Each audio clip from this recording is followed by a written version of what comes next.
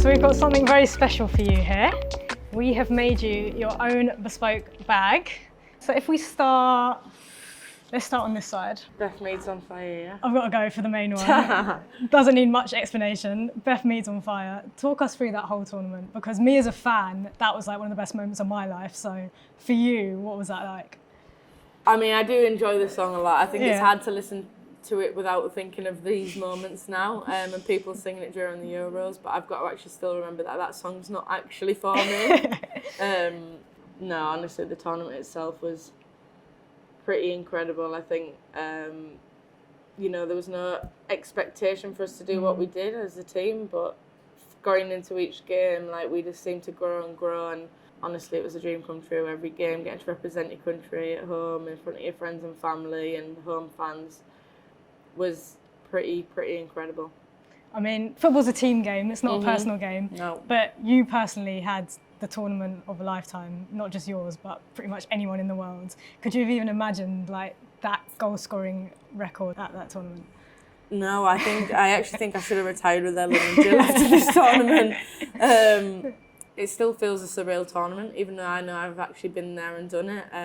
I remember actually before the final, obviously Pop got injured, so Rach Daly come up and basically rugby tackled me before the final to tell me I'd won this golden boot, and pretty incredible feeling. As a forward, you want to score goals, you want to get assists, so to get that trophy was pretty cool. And then if we roll back the years a little bit, so we've got this symbol over here, 204, which is your England legacy number. What was that like to get your first call up? Yeah, my England journey was a little bit of an interesting one. You know, I started under 15s. I was 12 when I first started playing for England. I actually got called up in 2015 under Mark Sampson, but never actually got minutes on the pitch. And then again, it took 3 years again to get called up after that. That feeling will never get old. Never walking on the pitch for England and wearing the Three Lions shirt and representing your country from the first cap to my last cap, it'll never ever feel different. And to have like a legacy number like that, like to know that you're part of history, and it's obviously been such a kind of difficult history in some ways with England women, what does that mean to you? Yeah, it's amazing. Actually, I haven't got my legacy number yet, so you've given me it before because I haven't been to camp since then we came out. But we know what happened, obviously, a long time ago. The women's game got banned. You know, there's players there that have done a lot before what we did last summer and what we're doing now. I think sometimes when you're in the moment you forget that, but you've always got to remember the people that came before you and fought for the things that, you know, are now normal for the younger generation to this day, but we're still sat here fighting, you know, things for the next generation. So them legacy numbers, I think it's an amazing thing that England have done, and long may there be lots more numbers on these bags, hopefully. And if we talk about history, you made history by becoming the first female footballer to win the BBC Sports Personality of the Year. What was that whole, I mean that night, but I guess that whole period after the Euros, was that just madness?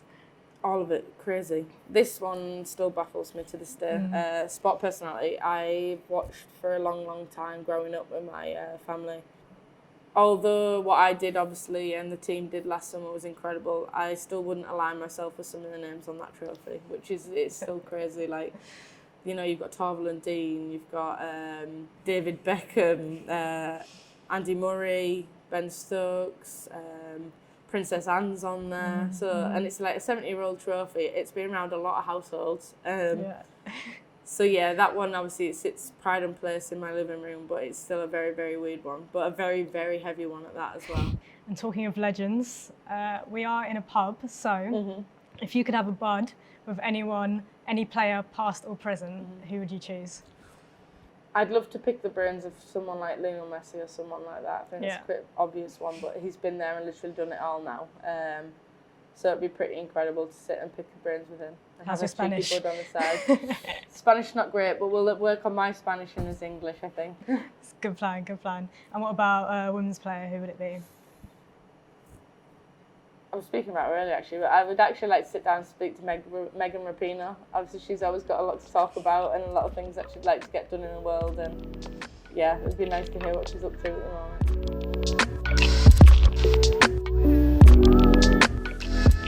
All right, we're going to turn it over now because there's a few here that are a little bit more about your life. So if we start with the Yorkshire Rose, obviously growing up in a pretty small town, what was that like? Yeah, I mean, I love where I come from. North Yorkshire's pretty beautiful. Obviously, the weather's not always great up north, but we can let that one slide. It's where I grew up. It's where I started my career. Yeah. You know, they kind of built me. That was my foundation. Even, you know, coffee mornings where they contributed money, obviously, to raise for me to go to travel a bit further to play football and things like that. And sometimes they're the things that people don't end up seeing. So, yeah I'm very proud of where I come from. And speaking of playing football in your hometown, I hear a story about some boots for 50p at a car boot sale. Is that right? My first ever pair of football boots. I don't know if it was cheap or clever from my mum and dad. We'll leave them to that one. Negotiating tactics there. We loved a car boot on a weekend. As a family, it was quite nice to just go and do something other than football. But yeah, I seen a pair of boots and my mum was like, all right, we'll get you a pair. And then it happened to be 50p, and they'll be the cheapest pair of boots I'll ever have. But they're still at home, in pride and place at home, so I kept them on. Do you remember what ones they are? Oof. Classics. I think they're like classic, like Puma Kings or something like that. And then if we go up here, another great chant, Mido. What's it like to hear that ringing around? Even like the Emirates, for example. Yeah, I think it's one of the most simple ones, but one of the ones that, you know, when you hear it, it gets you going, it motivates you. Yeah, I've been called it a long time since I started at Sunderland, so it kind of feels like home in a way when people chant my name. And sometimes you need that in moments in games. I know when you're struggling a little bit or you're not having the best game, when you sometimes hear your chant and people getting behind you, it's the boost that you need. And yeah, Mido definitely is the one that I need sometimes. It's very hard to do it without the Mido. I feel like we're going very, very low. But each their own. Are there any other chants, maybe Arsenal or England, from your other teammates that you're a fan of? To be fair, we have the Arsenal chants go. I do really like the Arsenal chants. There's some of them are so simple. They're like, I like Kim's, like Kimmy, Kimmy, Kimmy. But the fans actually at Arsenal are very, very good with the chants. They're very creative as well. Yeah, they've even got some for the new players, so they're already ready for the season. Amazing. And then speaking of Arsenal, we've got the cannon here. Yeah. I guess you've been at Arsenal as long as you've been at Sunderland now. I mean, it must feel longer. It must feel like home for you, right? It is. I think I'm 7 years in January at Arsenal. Yeah, it's a home away from home. It's a classy club. It's a club that cares about you as people. Yeah. I've been there for a long time, so you can tell I love being there and playing for the badge, and you can see what they're doing. In the time I've been there, 6 years, so much has changed. We share the gym. We interact with the men on a daily basis, and once upon a time that wasn't possible. We used to train in a little gym outside in a prefab, like just little things that you see along the way, and I appreciate what the club's done, and yeah, I love playing for Arsenal. You know, as a club we had a difficult season last season because of lots of reasons, injuries, things off the pitch and whatever, but the club were incredible, the girls were incredible, and you can tell the girls play for the love of the team and the love of the badge because of what they did in difficult circumstances. And yeah, we got third in the league, but we had half a team.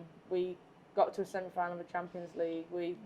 You know, we did things, and we sold out a stadium, and we're consistently playing in bigger stadium now, which is, I think it's a big spectacle that obviously other clubs are trying to start and follow as well, which is great from us. We're starting that off. You know, I know Chelsea have announced a few games recently at their men's ground, and hopefully again we can continue to push the game to the next level.